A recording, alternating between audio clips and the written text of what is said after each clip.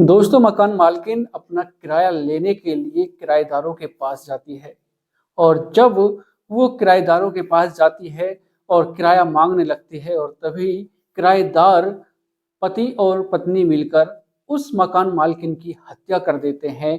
वो भी इतनी बेरहमी के साथ उसके टुकड़े-टुकड़े कर देते हैं और फिर वो प्लान बनाते हैं कि इसको नदी में बहा देंगे, किसी को पता नहीं चलेगा।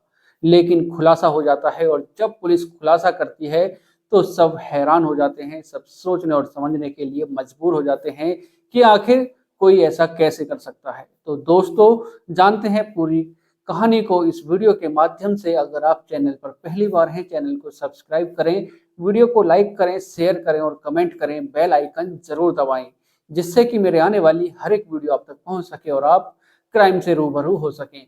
तो दोस्तों, चलते हैं, जानते हैं शुरू से आखिर तक पूरी घटना को हर बार की तरह। नमस्कार दोस्तों, मैं अनुज आज आपके लिए जो कहानी एक घटना लेकर आया हूँ, ये है उत्तर प्रदेश का एक जिला है गाजियाबाद और गाजियाबाद का ही एक इलाका लगता है नंदग्राम। दोस्तों, वहाँ एक व्यक्ति रहता है जिसका नाम उमेश होता है। उमेश अपनी पत्नी के साथ अपने मकान में रहता है और अब उमेश एक सॉफ्टवेयर इंजीनियर होता है और वो जॉब करता है फरीदाबाद में। दोस्तों, हफ्ते में 1-2 दिन उसका घर पर आना होता है और दोस्तों उमेश का एक मकान और है, फ्लैट है, जो इसके घर से 1 किलोमीटर की दूरी पर है। वो उसने किराए पर दे रखा है और दोस्तों उमेश की जो पत्नी है उसका नाम दीपशिखा होता है। दीपशिखा अपनी मेड के साथ अपने मकान में रहती है। दोस्तों, 17 दिसंबर को दीपशिखा अपनी मेड से कहकर निकलती है कि मैं किराया लेने के लिए जा रही हूँ, काफ़ी दिन हो गए हैं उन्होंने किराया नहीं दिया है और जब तक मैं वापस आऊँ तब तक तुम खाना बनाकर तैयार रखना। दोस्तों, दीपशिखा अपने घर से निकल जाती है किराया लेने के लिए अपने फ्लैट पर और दोस्तों शाम का टाइम हो जाता है, लेकिन जो दीपशिखा होती है वो वापस नहीं आती है। जो मेड थी उसको चिंता होने लगती है कि अभी मालकिन आई नहीं है, इतना समय हो गया है, 7 बज जाते हैं। जो मेड होती है वो परेशान हो जाती है कि आखिर जो मालकिन है वो अभी तक आई क्यों नहीं। और फिर दोस्तों उसके बाद जब मेड दीपशिखा के पास फ़ोन करती है तो फ़ोन स्विच ऑफ जाता है। तुरंत जो मेड होती है वो उमेश के पास फ़ोन करती है और बताती है कि जो मालकिन है दीपशिखा वो किराए लेने के लिए गई थी, लेकिन वो अभी तक वापस नहीं आई हैं। इतना समय हो गया है, मुझे बेचैनी हो रही है, घबराहट हो रही है कि आखिर क्या बात है और उनका जो नंबर है वो भी स्विच ऑफ जा रहा है। काफ़ी बार मैंने ट्राई किया लेकिन हर बार स्विच ऑफ बता रहा है। उमेश भी परेशान हो जाता है और फिर वो पहुंच जाता है अपने घर पर। अपने घर पर पहुंचने के बाद वो मेड के साथ निकल जाता है अपने फ्लैट की ओर। दोस्तों, जब वो फ्लैट की तरफ जाता है और पहुंचता है तब जहाँ वहाँ पर गार्ड होता है वो उससे पूछता है कि दीपशिखा यहाँ पर आई थी। तो गार्ड बताता है कि हाँ वो आई थी और फिर जो उमेश होता है वो कहता है कि जो सीसीटीवी कैमरे हैं उनकी रिकॉर्डिंग दिखाइए कि वो आखिर यहाँ से कहाँ गई हैं। और फिर जब जो गार्ड होता है वो सीसीटीवी कैमरे की वीडियो दिखाता है, रिकॉर्डिंग दिखाता है, तो 5:30 बजे के करीब जो दीपशिखा थी वो उस मकान की तरफ गई थी और अपने मकान में भी एंट्री की थी, लेकिन वो वापस नहीं निकली, उस मकान से वापस नहीं निकली। और जब वो देखते हैं कि रात के 10 बजे तक भी वो दीपशिखा मकान से बाहर नहीं आई, तो उन्हें कुछ ऐसा लगने लगता है कि आखिर या तो इन्होंने उसका किडनैप कर लिया है या उसको बंधक बना लिया है। और फिर वो कॉलोनी के ही लोगों को इकट्ठे करते हैं और इकट्ठे करने के बाद वो बताते हैं कि जो दीपशिखा है मेरी पत्नी, वो किराए लेने के लिए अपने इस मकान में आई थी, लेकिन वो वापस इस मकान से बाहर नहीं निकली है। और फिर सभी लोग इकट्ठे हो जाते हैं और मकान का जो फ्लैट का जो दरवाजा होता है उसको खटखटाया जाता है, लेकिन दरवाजा नहीं खोला जाता। दोस्तों, काफ़ी देर होने के बाद भी जब दरवाज़ा नहीं खुलता है तो फिर वो परेशान हो जाते हैं सभी कि आखिर क्या बात है। और जब काफ़ी देर हो जाती है दरवाजे को खटखटाते हुए और फिर दरवाज़ा खुलता है और जैसे ही वो देखते हैं कि जो किराएदार है जिसका नाम अजय गुप्ता होता है और उसकी पत्नी आकृति, वो मकान के अंदर है। और फिर उमेश पूछता है कि मेरी पत्नी कहाँ पर है, तुमने मेरी पत्नी के साथ क्या किया है कि वो अभी तक घर से बाहर नहीं आई। और जैसे ही उमेश उस कमरे की तरफ जाता है तो देखता है उसके पैरों के तले से जमीन खिसक जाती है। वो सोचने और समझने के लिए भी मजबूर हो जाता है दोस्तों कि आखिर कोई ऐसा कैसे कर सकता है। जब उमेश देखता है कि कमरे के अंदर जो दीप शिखा है उसके टुकड़े टुकड़े हुए पड़े हैं।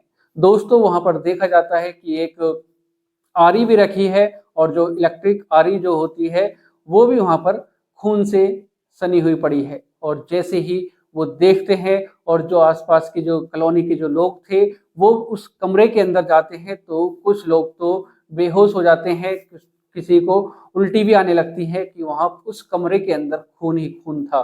दोस्तों वो वहां से भागने की कोशिश करते हैं लेकिन जो आसपास की कॉलोनी के जो लोग थे वो उसको पकड़ लेते हैं और पुलिस को बुला लेते हैं। और दोस्तों जब वहां पुलिस पहुंचती है और जब उनसे पूछताछ की जाती है कि आखिर तुमने यह सब क्यों किया, और जब वो पूरी कहानी को बताते हैं तो सब हैरान हो जाते हैं। दोस्तों अजय गुप्ता बताता है कि हमने जुलाई 25 में ही ये मकान किराए पर लिया था और 18,000 रुपये महीने इसके किराया था। और जब हम यहाँ पर आए थे तो उसके बाद सब कुछ ठीक ठाक चल रहा था, और लेकिन खर्चे इतने हो जाते कि हम किराया नहीं दे पा रहे थे।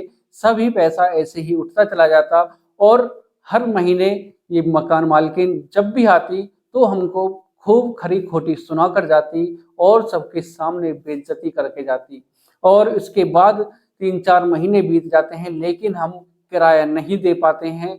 और फिर जब भी ये दीपशिखा यहाँ पर आती और उसके बाद पूरा यहाँ पर आकर बवाल करती और सबके सामने हमको हमारी बेइज्जती करती और कहती कि अगर तुम किराया नहीं दोगे तो उसके बाद मैं तुमको पुलिस के हवाले कर दूंगी। और फिर दोस्तों उसके बाद जो दीपशिखा होती है वो ऐसे ही हर महीने यहाँ पर किराया मांगने आती और उसी तरह वो उनसे किराया मांगती और वो किराया नहीं देते। और फिर वो देखते हैं कि इतना सारा किराया हो गया है, वो कैसे देंगे। और फिर दोस्तों वो सोचने लगते हैं कि हम इस फ्लैट को खाली कर देते हैं, लेकिन जो दीपशिखा होती है वो कहती है कि पहले किराया देकर जाओगे उसके बाद ही तुम इस फ्लैट को खाली करोगे।